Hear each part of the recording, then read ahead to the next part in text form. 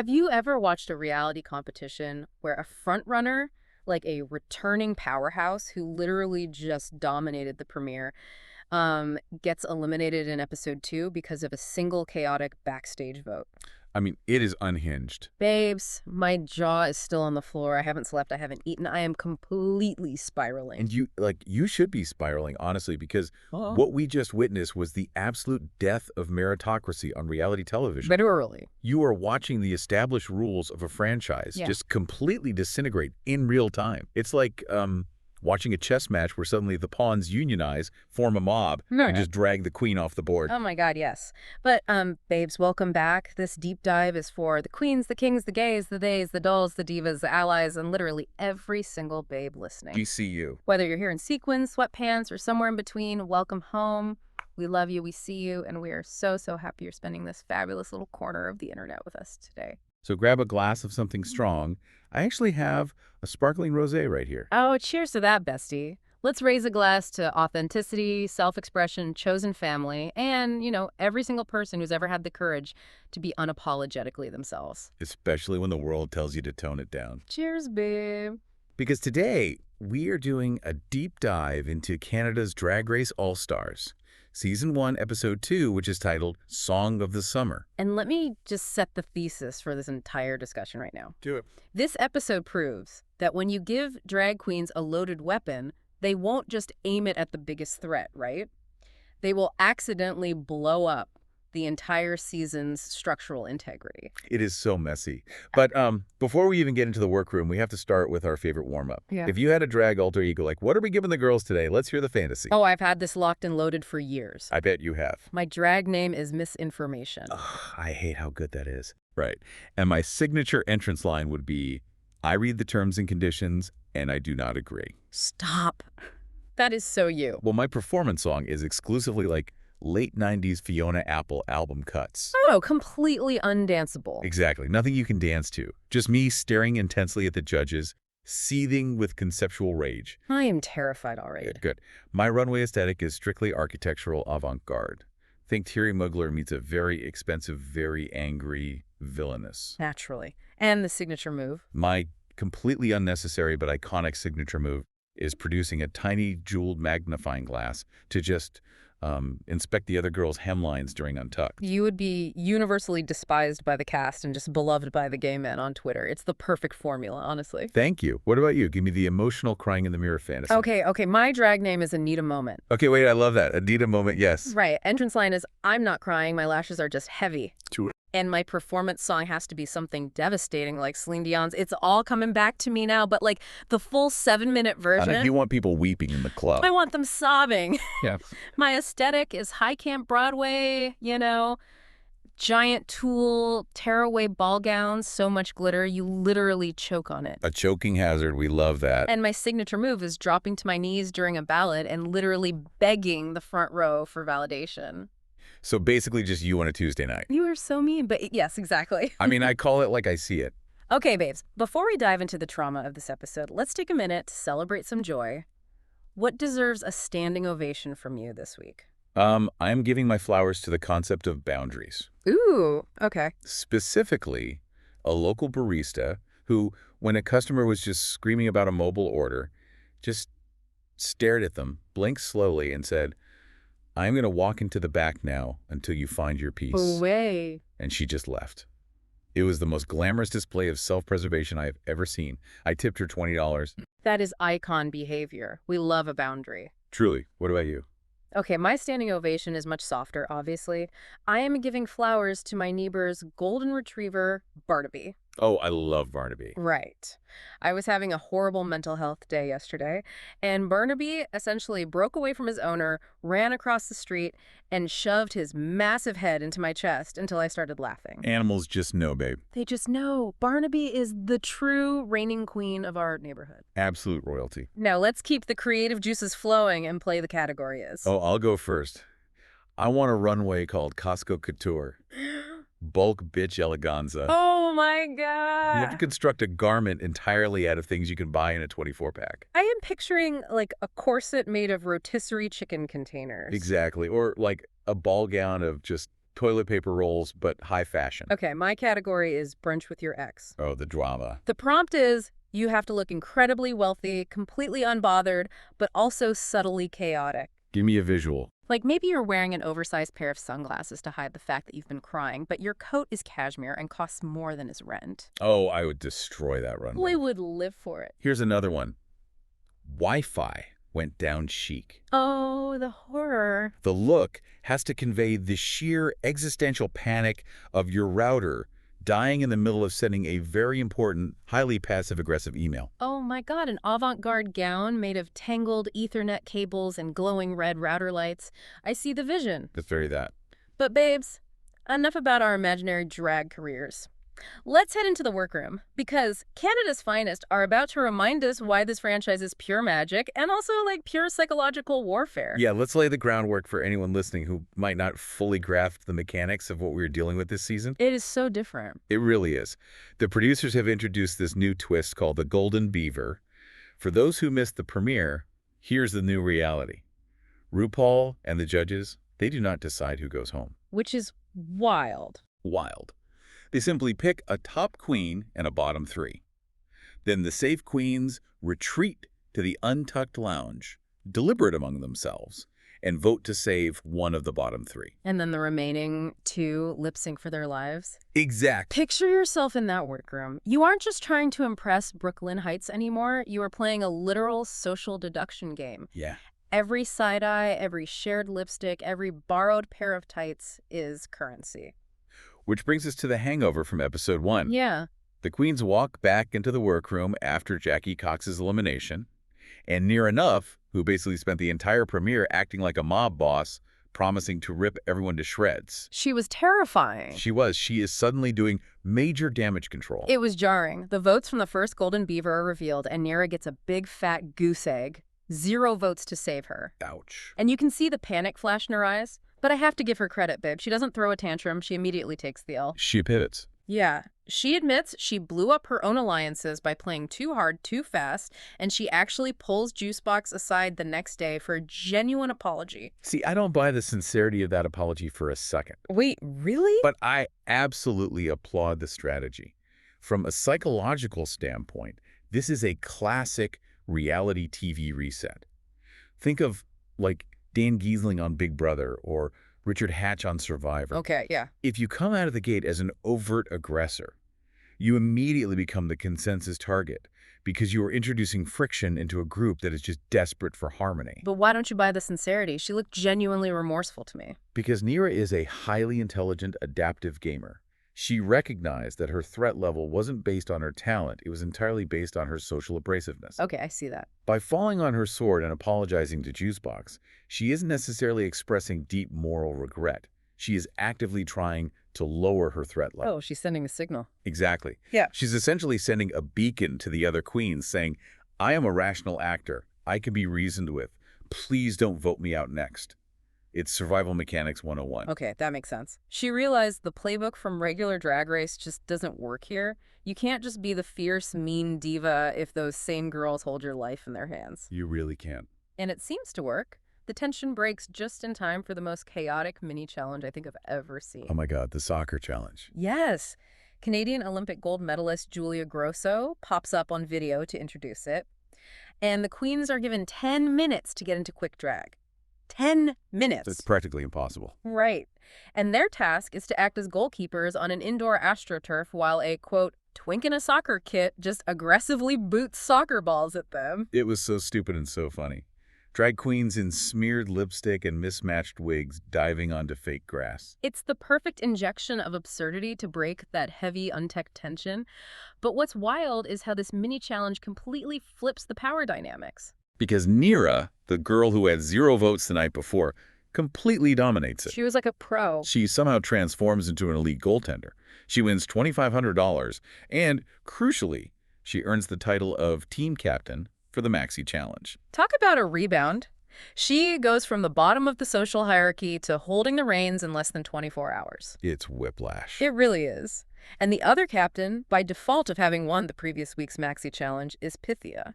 And babes, the schoolyard pick for these girl groups is where the cracks really start to show. The draft sets the stage for the entire episode's collapse. Yeah. Near gets the first pick. She immediately chooses her Season 4 sister, Aurora Matrix. Smart. Very smart. Then she selects Tiffany and Co. Also smart. Tiffany's a total pro. And finally, she picks Juicebox. They form the Kitty Cats. Which leaves Pythia's team completely assembled by default. She gets Makayla Couture, Sammy Landry, and Jada Shada Hudson, the Teabags. Such a messy team name, by the way. I know, but here is the critical mechanism of this challenge. Because Jada was the absolute last person picked, which is the ultimate bruised ego moment, she gets to choose the song for her group. And this is where a lack of strategic foresight rears its head. Jada bypasses the upbeat classic electropop track, Diva Down, and chooses a moody, bass-heavy, mid-tempo track called Body T. See, I actually loved that track. It was so sultry. I mean, it is a great track to listen to, but it is a total trap to perform if you are a weak group. Wait, why? Let me explain. A fast electropop song gives you cover. The BPM, like the beats per minute, is so fast that you can rely on hair flips, frenetic energy, and basic 8 counts to mask a lack of synchronization. Oh, you just move really fast and hope no one notices. Exactly. If someone messes up, the eye moves on a second later. But a mid-tempo, bass-heavy track like Body T requires nuance, attitude, and most importantly, precise body control. Oh, I see where you're going. Every single movement is isolated and visible. You can't hide behind speed. If your group is out of sync on a slow bass drop, you look completely incompetent. Wow. Jada picked a song that requires a level of cohesion her default team simply did not possess. That is such a good point. Fast music hides messy dancing. Slow music demands perfection. But before we get to the messy dancing, let's talk about the vocal recording because we have to bow down to guest vocal coach Priyanka. Oh, Priyanka gave an absolute masterclass in producing. She wasn't just there to clap her hands and say, "Work, diva," like we see on so many other seasons. Right. She was giving specific, technical vocal notes. There's that amazing moment where she prompts Jada to belt out this massive high note at the end of her verse. She literally pulls the stardom out of Jada. It really did. That single piece of direction essentially secured Jada's top placement for the week. It showed how crucial taking direction is in these challenges. Absolutely. But producing good audio is only half the battle. The choreography rehearsals are where the fracture in the tea bags turns into a canyon. It was a tale of two rehearsals, honestly. On one side, you have the kitty cats. Nira and Aurora are phenomenal trained dancers. They are in perfect lockstep. Like machines. Yeah, they map out the stage, they understand spacing, they put Juicebox in the positions where she can succeed without getting overwhelmed. They functioned as a cohesive corporate unit. They leveraged their assets and hid their liabilities. And then we have the tea bags. It was a hostage situation. Bestie. I'm serious. None of them are necessarily known as choreographers. Yeah. Makayla Couture steps up to try and lead the process, but she is immediately overwhelmed. It was so stressful to watch. And this is where we see the fatal flaw in Makayla's game this week. She starts brewing this massive resentment toward Jada, feeling that Jada, who has performance experience, isn't stepping up to help teach the group. My heart actually broke for Makayla in her confessionals. She was so frustrated and stressed that she literally had to leave the room crying during late night rehearsals. Yeah, it was tough. But babes, here is the problem. Makayla never voiced this frustration directly to Jada in the moment. She bottled it up. Yeah. And in a high-pressure, sleep-deprived reality TV environment, unexpressed resentment is basically a pipe bomb. It's so true. If you are the choreographer, you have to delegate, and you have to communicate. Expecting someone to read your mind while you're all panicking over 8 counts is deeply unprofessional. Okay, I don't know if I'd call it unprofessional. I'd call it a trauma response. Fair, fair. She's a young queen, she's surrounded by legends, and she just didn't want to cause conflict. But you're right, bottling it up guaranteed an explosion later. Let's talk about the main stage performances, because the contrast was stark. The Kitty Cats delivered a ready-for-tour, cohesive pop performance. Aurora Matrix, specifically, is operating on a different frequency. Aurora was magnetic. She used the stage space so brilliantly. Yeah. She would, pull away from the group right on the beat, drawing your eye completely to her, and then seamlessly fold back into the formation. It was star power, pure and simple. And a huge shout out to Juicebox. She really struggled in week 1, but she held her own in a heavy choreo setting here. She survived, which is all she needed to do. And then we have Body T. As predicted, the mid-tempo track exposed every single flaw. Pythia. Oh, Pythia. I love her so much. She is a brilliant conceptual artist, but standard pop choreography is just not her native language. It was a total deer in headlights moment. It really was. And the tragic irony is that Makayla, who took on the burden of choreographing the entire number, ended up fading completely into the background. The judges even called her out on it. Exactly. Mm. She was so focused on counting the steps in her head and making sure the group didn't fall apart that she forgot to perform with her face. Yeah. She sacrificed her individual star power for a team that was sinking anyway. Okay, before we read the runway, we need to talk about the workroom mirror moments. Because amidst all this intense strategy and choreo stress, the show takes a beat to remind us that these are human beings with real lives outside of this pressure cooker. And you know I was ready for you to cry. I mean, I had the tissues out. Juicebox opens up about her husband. They've been together for 22 years, which is a lifetime in the queer community. It's incredible. And she talks about how they desperately want to have a child, either via surrogacy or adoption, and just the sheer financial wall that presents. She explicitly states that they need the $100,000 prize money to make that family a reality. It immediately anchors the narrative. It really does. When you realize that a queen isn't just fighting for a crown and some Instagram followers, but for the literal resources to start a family, the game suddenly carries a profound emotional weight. The stakes stop being abstract. We also hear from Aurora Matrix, who talks about her parents. Her relationship with them has evolved so beautifully. They've grown to fully support her drag, to the point where they are actually helping her source materials for her looks. That's huge. For a queer artist to have that full circle moment of familial acceptance, it's just beautiful. And narratively, the producers are brilliant for placing these moments here. Why do you say that? By deeply humanizing these queens right before a brutal elimination, they ensure the audience feels the maximum amount of pain when one of them goes home. Oh, that's so dark. It is emotional manipulation at its finest, and it works flawlessly. Which makes the transition to the main stage even more jarring, because this week the category is camp. And babes, the judges and the queens seem to be operating out of completely different dictionaries. Camp is the most misunderstood aesthetic in the history of Drag Race. Preach. If we look at Susan Sontag's famous 1964 essay, Notes on Camp, she defines it as a love of the unnatural, the artificial, and the exaggerated. It is the spirit of extravagance. Right. It's things being what they are not. But Drag Race has historically flattened camp into meaning just funny or wearing a stupid prop. Let's walk through the standout looks and see how they measure up. We have to start with Aurora Matrix, who secures her overall win for the episode with this runway. Stun. She comes out dressed as a literal functioning lamp. It's intricate, it's beautifully tailored, and it features a pull cord and a lampshade reveal. It perfectly threads the needle between high fashion and complete absurdity. It is polished, but it is deeply silly.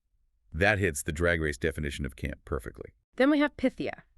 She emerges from a massive physical sarcophagus as a mummy meets zombie Cleopatra. The detailing was cinema level. It was gorgeous. But is it camp, or is it just high-concept Halloween? See, this is where I disagree with the judges. Mm-hmm. I think it's extraordinary art, but it leans heavily into horror and historical fantasy. Yeah, I feel that. It lacks the irony usually associated with pure camp. Yeah. It's too serious about its own execution.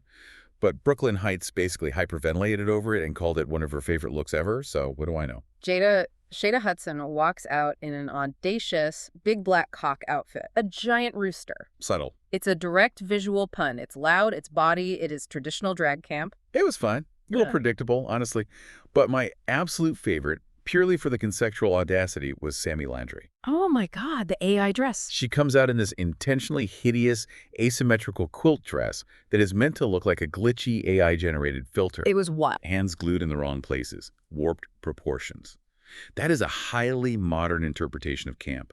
It takes a contemporary anxiety, the uncanny valley of AI art, and turns it into a deliberate aesthetic choice. That makes so much sense. It is so ugly that it circles all the way back around to being brilliant. I was screaming. But then we hit a wall with Tiffany & Co. She comes out in a garment made of 101 bodysuits stitched together, which is a reference to a critique she received on her original season. Yeah, that was rough. The judges hated it. They felt it completely missed the camp mark. And I have to push back here, babe. If Sontag defines camp as the love of the unnatural, what is more unnatural than a literal mountain of synthetic bodysuits? I mean, sure, but The judges aren't asking for camp, they're just asking for an easy punchline. I hear that, but I have to side with the judges on this one. Self-reference can be campy, but simply attaching a bunch of identical garments together doesn't inherently evoke exaggerated irony. It felt like an inside joke that lacked a punchline. When you place it next to Aurora's lamp or Sammy's AI glitch, Tiffany's look lacked a distinct point of view. It just looked heavy and confused. Fair enough. I also have to shout out our guest judge for this runway, Rebecca Black. Oh, what a cultural full-circle moment. Seriously.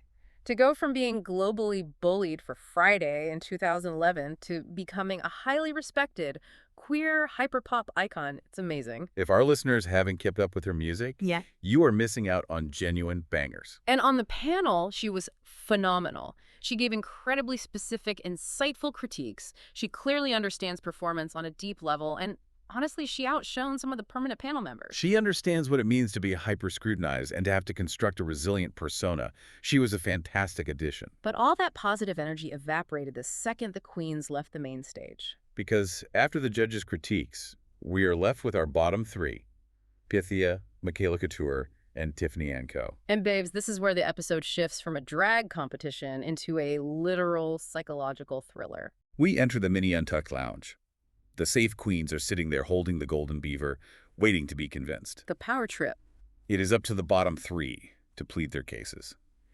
And Makayla Couture makes a decision that will be studied in reality TV blunders for a decade. Instead of advocating for why she deserves to stay based on her talent or her record, she uses her time to launch a highly passive-aggressive attack on Jada. It was so uncomfortable. She starts by complimenting everyone else in a very pointed way, and then turns to Jada and essentially says, "I tried my best, and you left me hanging. You just stood there." Let's break down the mechanics of why this is a fatal strategic error.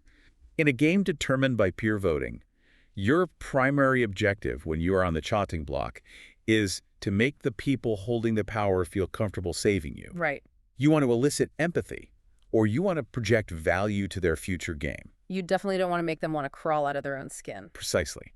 By attacking Jada, who is sitting right there, completely blindsided, Makayla introduced intense negative friction into the room. It felt so deeply high school. It made the voting queens profoundly uncomfortable. Even Nira, who loves conflict, was sitting there visibly cringing. Which says a lot. Makayla alienated her electorate at the exact moment she needed them to view her as a team player. And sitting right next to her, watching this entire implosion, is Tiffany & Co. And Tiffany executes what I'm officially dubbing the sacrificial goat strategy. It was brilliant. Tiffany reads the room. She sees these heavy hitters tearing each other apart, and she appeals directly to the cold, hard logic of the safe queens. She basically looks at them and says, look, you have two massive threats sitting here in the bottom. Save me because I'm not a threat to you. Let the Titans fight it out and eliminate one of your biggest hurdles to the crown. It is the ultimate survivor tactic. The safe queens are faced with a choice. Do we save the strongest player based on merit, or do we save the weakest player to protect our own longevity in the game? Which brings us to Pythia's fatal flaw. Pythia. Babes, my heart. Yeah. She just won episode 1. She is a global All-Stars veteran, and she essentially gives a non-plea. She gave them nothing. She assumes her track record will protect her. She assumes merit still matters in a game that has fundamentally changed. It's the hubris of the frontrunner. In traditional Drag Race All-Stars formats, track record was the unspoken law. Always. You didn't eliminate the frontrunner unless you wanted intense backlash from the fandom and the judges. Pythia operated on the assumption that winning the previous week was an impenetrable shield. She didn't fight for her life because she truly did not believe she was in danger. So the safe queens go to vote. The tension is agonizing. The results come back. Sammy and Jada vote to save Pythia. But the majority, Nira, Aurora, and Juicebox vote to save Tiffany. It's a 3-2 vote. Tiffany is safe. That split is everything you need to know about the ideological divide in that workroom right now. Oh, absolutely. Sammy and Jada are voting based on relationships and merit. The other three are voting purely on threat mitigation. This vote signals a massive, irreversible shift in the franchise track record, means absolutely nothing. No. Social standing and your strategic value to the voting bloc are the new currency. It's ruthless. Which means our bottom two, facing off in the lip sync for your life, are Makayla Couture and Pythia. Two absolute heavyweights. And they are lip syncing to Rebecca Black's track, Trust. And this is where the stylistic differences between the two queens become glaringly apparent. Oh, completely. Pythia goes for absolute bizarre camp. She starts doing this strange striptease. She reveals these fish titties, and then, I kid you not, a sea cucumber slash crab dong. It's totally unhinged. I was laughing so It hard. was creative, sure, but it suffers from a massive mechanical flaw in lip-sync technique. In order to execute these prop reveals, Pythia spends a significant portion of the song facing the back of the stage, fiddling with her garment. She completely disconnects from the judges, the guest judge whose song it is, and the audience. And you cannot, under any circumstances, turn your back on Makayla Couture during a pop song. Never. Makayla delivers pure, high-energy pop star perfection. She is hitting splits, she is making intense eye contact with the judges, she is giving face, hair, body. Everything. She entirely overpowered Pythia's campy props with raw, desperate stage presence. Makayla understood the assignment. She took the negative energy from that botched, untucked plea and channeled it directly into the performance. She fought like someone who knew her social game had failed, and this was her only way out. The song ends. The judges deliberate. And Brooklyn Heights delivers the verdict. Makayla Couture, Chantez you stay. Pythia, sachet away. A shock in that room. You could hear a pin drop. We are talking about a Season 2 runner-up, a Global All-Stars veteran, and the definitive winner of Episode 1, eliminated in Episode 2. It's crazy. It proves that under the Golden Beaver rules, the armor of a good track record has been permanently shattered. I do want to note how gracefully Pythia handled her exit. She could have been so bitter. But she acknowledged that she has an incredible career and that some of the other queens might genuinely need this platform more than she does right now. It was very sweet. She even joked about just being excited to go home to her 6'5" boyfriend. It speaks to her security as an artist. She knows her worth isn't defined by this single chaotic elimination. The fandom, however, is not as secure. Reddit is on fire. Oh, I've seen it. Half the fans are living for the cutthroat, Game of Thrones-style drama, but the other half are terrified. If the queens are just going to pick off the most talented competitors one by one, what kind of finale are we going to be left with? Okay, we need to process all of this. It's time for our favorite part of the deep dive. Let's get into our recap segments. Segment 1, Runway Royalty. Babe, hit me. Okay, best runway, hands down. Sammy Landry's AI glitch dress. It was terrifying and genius. Loved it. Biggest surprise was Juicebox holding her own in a pop choreography challenge. Yes. Most underrated look was definitely Jada's giant rooster. I mean, it's stupid, but the construction was actually great. And the one outfit I'd actually wear is Aurora's lamp, because I love lighting up a room. What about you? Okay, my best runway is also Aurora's lamp. It was just flawless. Biggest surprise for me was Tiffany surviving that vote. I really thought her goose was cooked. She played it so well. She really did. Most underrated look is Pythia's sarcophagus. It was a masterpiece, even if you didn't think it was camp. Agree to disagree. And the outfit I'd actually wear is Brunch with My Ex in Makayla's pop star lip sync outfit. Just pure glam. Moving on to segment 2, Lip Sync Legends. Performance quality. Makayla 8. Devoured. Song choice. Trust by Rebecca Black is a banger. Perfect tempo for a lip sync. Stage presence, Makayla entirely eclipsed Pythia. Did the judges get it right? Yes, absolutely. I agree with all of that. Makayla fought with the desperation of someone who knew her back was against the wall. Yeah, Pythia eliminated herself the moment she turned her back to the panel to pull out a prop crab dong. R.I.P. to the crab dong. Segment 3, Team Crown. Who is leading the competition for you right now? From a strategic standpoint, Nira is leading. She managed her threat level perfectly and orchestrated the elimination of her biggest competition without getting any blood on her own hands. That is so true. Biggest dark horse is Sammy Landry. Her conceptual drag is sneaking up on people. Biggest growth this week is Juicebox. And the queen I'm rooting for the hardest is Nira, purely because I love a villain who knows how to play the game. You are so toxic. I know. For me, Aurora is leading the competition. She is a powerhouse performer, and her runways are stunning. Biggest dark horse is definitely Tiffany. That goat strategy was evil genius. It was. Biggest growth is Makayla for surviving that lip sync. And the queen I'm rooting for the hardest is Juicebox. That surrogacy story destroyed me, and I want her to win that money so badly. Finally, segment 4, next week's predictions. Let's hear it. My biggest prediction is that the safe queens are going to realize they messed up by leaving Makayla in the game, because she is a lip sync assassin. Oh, she is going to be a problem for them. Future finalist, Aurora Matrix. Next breakout queen, Sammy Landry. And my completely chaotic theory that somehow feels possible, Nira gets voted out next week because she gets too cocky again. I love that chaotic theory. Okay, my biggest prediction is that the alliances are going to completely fracture now that Pithy is gone. Nobody is safe. True. Future finalist, Juicebox. I'm manifesting it. Next breakout queen, Jada Shada Hudson. And my chaotic theory, someone refuses the golden beaver to save themselves. Imagine the drama. Oh, that would be legendary. A Katya moment. Before we sign off, I want to leave our listeners with a lingering question. Always. If the queens continue this ruthless strategy of eliminating the strongest competitors just to save the weakest, are they actually sabotaging their own season? Think about it. Wait, elaborate. A reality TV cast relies on massive star power to generate buzz, get high ratings, and ultimately sell out future tours. By eliminating heavy hitters like Jackie Cox and Pythia immediately, have the queens accidentally secured a weaker finale? Oh, And in doing so, could they actually be hurting their own booking power in the real world once the cameras stop rolling? it's the ultimate prisoner's dilemma. What benefits the individual queen in the short term might completely devastate the collective cast in the long term. That is so deep. Just something to chew on? Snark Squad, we want to hear from you. Which queen stole the episode for you? Which runway was your absolute favorite? And most importantly, if you had a drag persona, what would your drag name be?